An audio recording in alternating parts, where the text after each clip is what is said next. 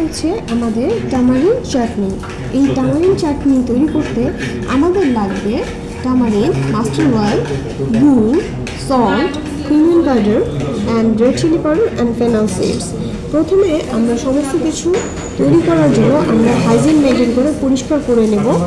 এরপর আমরা একটি প্যানে তেল গরম করে আমাদের টামারিনের পাল্প যেটা থাকবে সেটা দেব এবং আলাদা যে অন্য ইনগ্রিডিয়েন্টগুলি আছে সেগুলো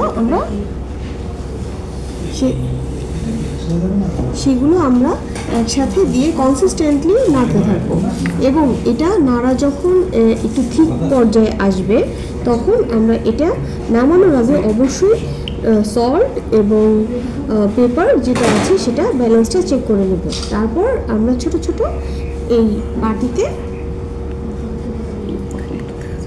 সার্ভ করব। কনসিস্টেন্সিটা কেমন হয়েছে সেটা জাস্ট দেখিয়ে দিচ্ছি, এমন কনসিস্টেন্সিটা হবে।